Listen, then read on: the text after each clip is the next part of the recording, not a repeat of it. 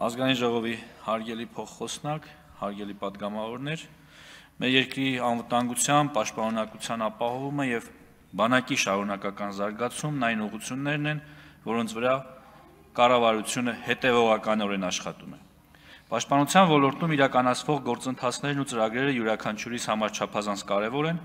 ուստի հարկ եմ համարում ազգային ժողովի բարձր ամբիոնից եւս մի անգամ խոսել կառավարության ծրագրից ու Հայաստանի Հանրապետության բանակի կերպափոխման հայեցակարգից բխող բարեփոխումների ընթացիկ արդյունքներից։ 2026 թվականին նախարարության համար նախատեսված 563.1 միլիարդ դրամ ֆինանսական միջոցներից ընթացիկ ծախսերը կազմում են 259.4 միլիարդ դրամ, այն է 46.1%, իսկ կապիտալ ծախսերը 303.7 միլիարդ դրամ, 53.9%։ Հարկ եմ համարում պաշտպանական ծախսերը ներկայացնել նաև տարիների որոշակի համեմատականով։ Համեմատության սկզբնական թիվը վերցրել եմ նախահեղափոխական 2017 թվականին ձևավորված 2018 թվականի բյուջեով նախատեսված թվերը։ 2018 թվականին պաշտպանական ծախսերը կազմել են 245 միլիարդ դրամ։ Արտարժույթով դա կազմում է 640 միլիոն դոլար։ 2025 թվականին պաշտպանական ծախսերը կազմել են 667 միլիարդ, որը կազմում է 1 միլիարդ 741 միլիոն 604 հազար դոլար, այսինքն պաշտպանության ոլորտի ծախսերն ավելացել են 1.1 միլիարդ դոլարով։ 2023, 24, 25 եւ արդեն 26 թվականին կատարված եւ կատարվելիք ծախսերը, ինչպես երեք եմ նաեւ նշել, աննախադեպ են։ Հենց սրա բերումով է, որ մենք կարողացել ենք իրականացնել այնպիսի բարեփոխումներ, ինչպիսին օրինակ զինծառայողների ատեստավորման ծրագիրն է։ Այսօր պայմանագրային զինծառայողը ատեստավորման արդյունքում կարող է ստանալ 205-ից մինչև 470 հազար դրամ հավելյալ աշխատավարձ։ Սա էական բարելավում է եւ կարծում եմ արդեն անդրադարձել է մեր զինծառայողների սոցիալական վիճակի վրա, նրանց կյանքի որակի վրա։ Այս պահին ունենք գործընթացին մասնակցած զինծառայողների 65%-անոց ատեստավորում։ Դինամիկան ըստ տարիների այսպիսին է. 2023 թվականին 49.2%-ն է ատեստավորվել մասնակիցների, 24 թվականին 60.6%-ը, իսկ 25 թվականին 64%։ Ռազմական կրթության ոլորտում էական փոփոխություններ եւ ներդրումներ են կատարել։ Հայաստանի Հանրապետության բանակի ամենաարժեքավոր կապիտալը նրա մարդկային ռեսուրսն է։ Ռազմական կրթօջախներում են ձևավորվում զինուժի պաշտպանունակության կարևորագույն բաղադրիչները, վաղվա բանակի դիմագիծը, նրա արհեստավարժությունը, բարոյական նկարագիրն ու արժեհամակարգը։ Ուզում եմ հիշեցնել, որ 26 թվականին ռազմաուսումնական հաստատությունն ավարտող երիտասարդը նշանակմանը զուգահեռ կարող է ստանալ նորակառույց բնակարան, որը կարող է տնօրինել սեփական հայեցողությամբ։ Իհարկե բացառություն է կազմում այստեղ վաճառքի իրավունքը։ Ուզում եմ խոսել ռազմական կրթօջախների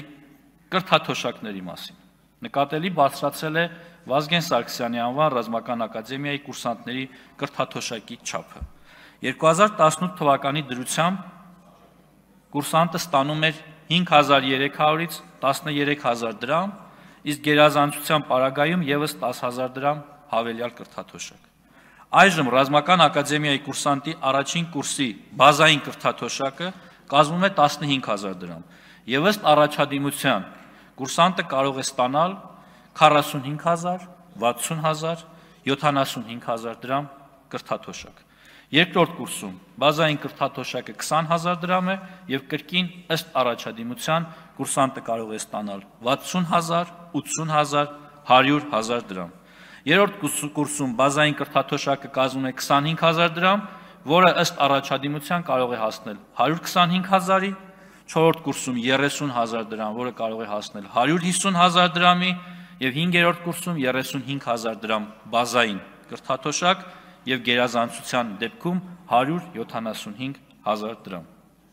Մոնթե Մելքոնյանի անվան ռազմական վարժարանում մինչև 2018 թվականը կուրսանտները ոչինչ չեն ստացել։ Հիմա վարժարանի բոլոր սաները ստանում են 15000 դրամ։ Միջին առաջադիմությամբ կուրսանտները ստանում են 30000 դրամ, գերազանց առաջադիմությամբ կուրսանտները 45000 դրամ։ Ինչ վերաբերում է կուրսանտների թվին, ասեմ, որ ակադեմիայի կուրսանտների թիվը 2018 թվականի համեմատ աճել է 26%-ով, ինչը խոսում է նրա մասին, որ էապես փոխվել է մեր հանրության վերաբերմունքը ռազմական կրթության նկատմամբ եւ երիտասարդների վերաբերմունքը այս մասնագիտության նկատմամբ։ Չեմ կարող չանդրադառնալ պաշտպան հայրենիաց ծրագրին, հիշեցնեմ, որ ծրագրով ժամկետային զինծառայողները դառնում են պայմանագրային եւ 5 տարով պայմանագիր են կնքում պաշտպանության նախարարության հետ։ Ավելին ասեմ, օրենսդրական մեկ այլ նախաձեռնություն ունենք, որի համաձայն պաշտպան հայրենիաց ծրագրի շահառուները կարող են պայմանագիրը դարձնել 7 եւ 10 տարով։ Ինչպես արդեն նշել եմ, միայն 2 տարվա ընթացքում ծրագրի շահառուների թիվը 4220 է, որը պարբերաբար աճում է։ Օրինական թափանցիկ պարզեցված համակարգով զորակոչը հասարակության մեջ բանակի նկատմամբ վստահության շեմը բարձրացնելու ամենահուսալի միջոցն է։ Արվում է առավելագույնը զորակոչի օրինականությունը երաշխավորելու համար, առաջին հերթին հենվելով իրավախախտումներն ու սողանցքները բացառող մեխանիզմների վրա։ Մեզ համար կարևոր նշանակություն ունեն 25-օրյա վարժական հավաքները։ Այս տարիների կարևոր ձեռքբերում եմ համարում տարածքային պաշտպանության զորքերի ձևավորումը ու վարժական հավաքների կանոնավոր ու պարբերական դառնալը։ Ես համոզմունք ունեմ, որ յուրաքանչյուր պետության պաշտպանունակության գրավականը եւ նաեւ Աքիլեսյան գարշապարը պահեստազոր թիկունքային ապահովում բանակ գործունակ համակարգի գոյությունն ու բացակայությունն է։ Բանակում ընթացող շինարարական աշխատանքների շրջանակում հետևականորեն ընդլայնվում են զորանոցաշինության ծավալները, կատարելագործվում են կենցաղային պայմանները, շարունակվում է սննդի, հագուստի, հիգիենիկ պարագաների բարելավումը։ Մշտապես մեծացվում է ինժեներաշինարարական աշխատանքների ծավալը, շարունակվում է բանակային դիրքերի կահավորումը նոր եւ գերժամանակակից սարքավորումներով։ Այս ամենն ավելի անվտանգ է դարձնում դիրքապահ անձնակազմի ծառայությունը եւ բարձրացնում պետական սահմանի պաշտպանվածության մակարդակը։ Զինծառայողների բնակարանային ապահովման ուղղությամբ ներդրված մի շարք ծրագրերի շնորհիվ զգալի առաջընթաց ունենք։ Մասնավորապես 2020 թվականից գործում է Հայաստանի Հանրապետության Պաշտպանության նախարարության համակարգի սպայական եւ ավագ ենթասպայական կազմերի եւ պայմանագրային զինծառայողների կողմից բնակարան կամ բնակելի տուն ձեռք բերելու կամ բնակելի տուն կառուցելու նպատակով մատչելի եւ արտոնյալ պայմաններով երկարաժապկետ հիպոթեքային վարկավորման ծրագիրը։ Ծրագրի միջոցով 07-11-րդ ամիս 2025 թվականի դրությամբ բնակարան կամ բնակելի տուն ձեռք է բերել 2035 զինծառայող։ 22-ից 25 թվականներին ընդհանուր բյուջեից Հայաստանի Հանրապետության Պաշտպանության նախարարության համակարգի բնակարանային կարիք ունեցող զինծառայողների, զինվորական կենսաթոշակի իրավունք ձեռք բերած նախկին զինծառայողների,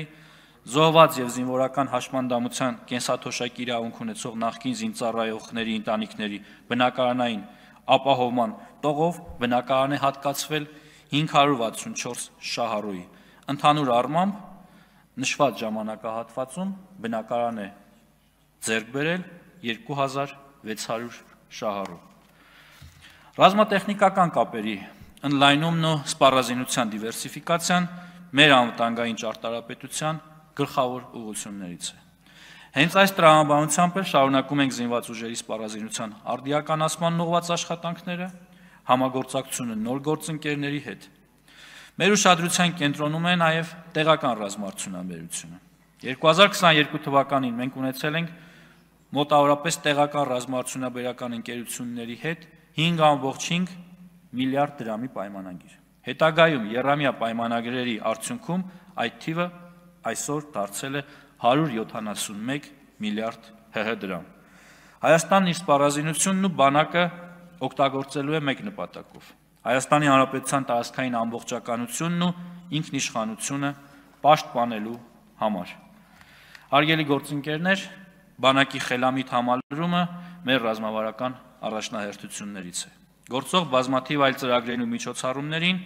մենք հավելել ենք նյութական խթանների ներդրումը, պատվովճարների եւ առանձնաշնորհումների տեսքով։ Ռազմական բուհերի շրջանավարտներին բնակարան հատկացնելու որոշումը, ատեստավորման գործընթացի ներդրումը, պաշտպան հայրենիաց ծրագիրը, կանանց 6-ամսյա կամավոր ժամկետային ծառայության համակարգը, օրենսդրական նախաձեռնությունը, ըստ որի պահեստազորում հաշվառված սպաները կարող են վերադառնալ բանակ, շարունակել ծառայությունը սահմանված զորամասերում, միևնույն ժամանակ պահպանելով զինվորական թոշակը, այս ամենը հայրենիքի պաշտպանության, գաղափարի ամրապնդման եւ զինծառայողի աշխատանքը կարեւորելու նոր ձևաչափեր են, ինչը արագ եւ հեռանկարային արդյունքներ է ենթադրում։ Շնորհակալ եմ։ Շնորհակալ եմ, պարոն նախարար։